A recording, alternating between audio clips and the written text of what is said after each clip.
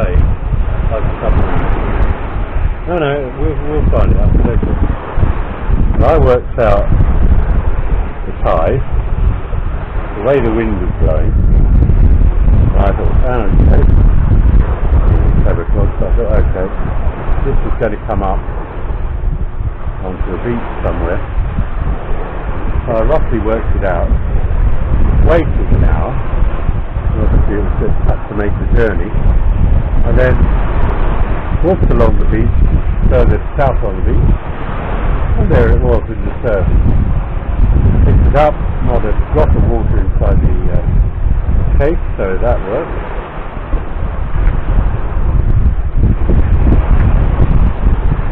Then I had the problem of alerting Gary that it wasn't necessary to come to my GoPro thing. He was a few kilometres down with his truck, so I couldn't actually reach him. So I left a note on his straight motorbike saying, Gary, I've found my GoPro. Of course, someone curious, or the wind, had taken it, so Gary arrived back.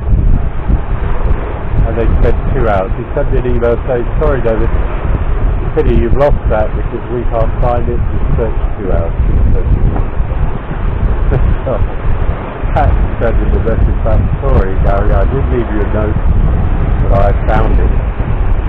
Anyway, that's how good the friends are here, my friends. Oh. I'm just going to leave this running. I'm not running out of things to say, but I just let you drink it in. I just love the sound of the sea. Far better than my voice.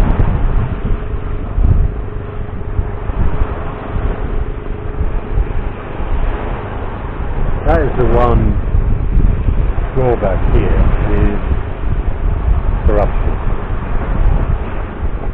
It's rampant here. Whatever they say about trying to clean it up.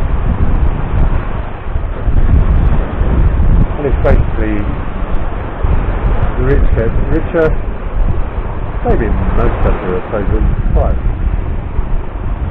acute here. The rich get richer and the poor people just live their lives. So they have realised or think there's nothing they can do about it. So they just live their lives as best they can and as happily they can. I've never met such happy people. Very unusual to see someone not really smart. Very unusual to see someone not return your greeting. I think he's past, but there's a grumpy old man with his 2 dogs. And he walks past, normally in front of where we are now, down on the wall. He goes and sits on another wall where there's a table with other grumpy old men. I kept trying to say hello to him, and I said to the fishing cooperative leader, does he not like foreigners? He said, no, David, he just doesn't like anyone. That's with me. He just does not like anyone. So don't worry about it. He's actually passing behind me, so I'm not going to pan the camera. But actually, I got a hello out of him yesterday. I'm making some progress here. But generally, the people are so kind, and you know, they haven't a lot themselves. They do anything to help you. Really, anything to help you. I bought a Chinese mountain bike, cheap Charlie mountain bike, with the idea that I would slowly, as my budget allowed it, replace things like the gears and chains. So I'd done that, and then one day I was out on the bike and the front suspension collapsed, so I took it to a local Chinese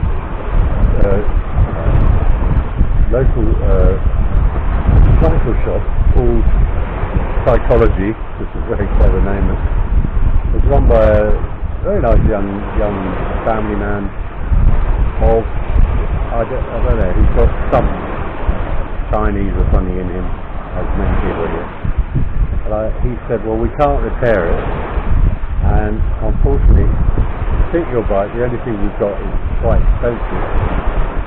I said, well, I just have to leave. Can I leave the bike here? And then when I got some money, I'll get you to fix it up. Well, no, we'll fix it up now, and you just pay us, pay us when you got money. Okay, I knew the bloke as a customer, but occasionally met him. Very nice, and we had lots of interesting chats. Can you imagine?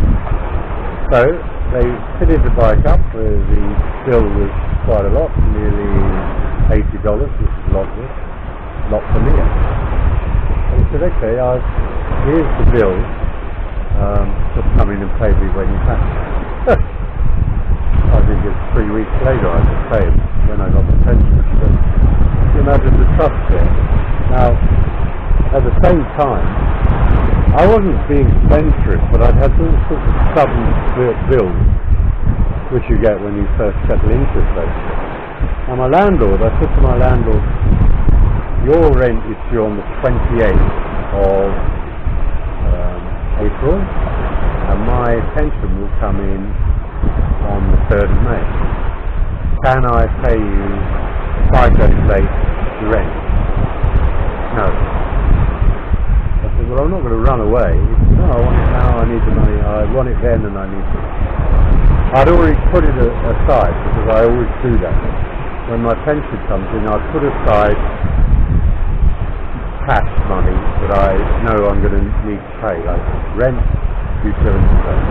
So I had the money, it's just I wanted to use it to go to the month. So we ended up at no. Imagine the cycle shop guy instructed me for $80. He doesn't know me from Adam. And my landlord, who lives in the apartment next to mine, can't wait for 5 days. So I thought, okay, so I just, as I say, I've always got food and stuff for the dog and myself, so no problem. I just have to stop smoking, not have any beer, and leave the motorbike under the cover so I don't use petrol. Then, about a week later, his lordship came, knocked on my door and said, "Hey Dave,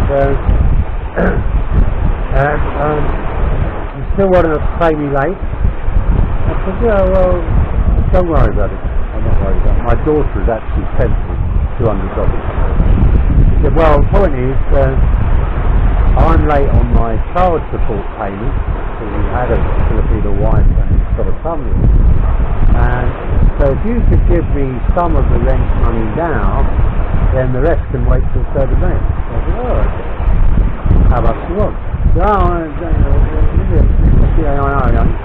said, "Okay, I'll give you 10,000, which is more than half the rent money." "Oh, thanks very much." Yeah, and off he went. After that, he changed his attitude to me a little bit. But I thought, well, there you go. I could have turned round and said no like you said no, and you'd have had the boys at the gate. In fact, a couple of nights before he came and asked me, I thought, that's funny, his motorbike's here, but his lights are not on, he normally runs air conditioning. It's all very quiet. No, yeah, very quiet. At the gate were two shifty looking guys, and you've got to be careful with these enforcers or thugs or whatever it's called. They've got guns, they're banging on the gate, so I went down. They said, "Is Dave in?" I said, "No, there's no lights on or anything, he must be out somewhere." "When will he be back?" I said, "I don't know, I don't know him that well, I live here." So they went away. But he'd been hiding in his apartment, sweating like a pig, of course, with all the lights off, because obviously he's often late. In fact, I know he's often late for paying bills. And so his wife, ex-wife, had sent the boys round, the enforcers. That's why I'm always trying to keep money aside. I don't like anyway to be late paying anything, so there we go. And he's a guy who's been here 13 years, owns this building with 4 apartments in it. Very nice garden. The one thing that is nice about him is his superb garden, so we live in a really nice garden, which is why he won't let me bring the dog in, anyway. But other than that, he's horrible. He hates Filipinos except the ones who screw, and they're all young. I wouldn't say they're underage, but if they're not underage, they're pretty close to underage. But he's got nothing good to say about the Philippines or Filipinos. And I say to him, why do you live here? It's driving him crackers, I think, over the years. Always complaining, very negative. If I say, oh, I had a lovely day out, I went down, oh, you shouldn't go there, it's fucking dangerous, mate. And you'll understand, blah, blah, blah. Well, you know, people who know my history, I lived here for 2 years. I actually bought a house quite close to here. With my Filipino partner, who is not some bargo, who's a very well educated lady from Manila, but of course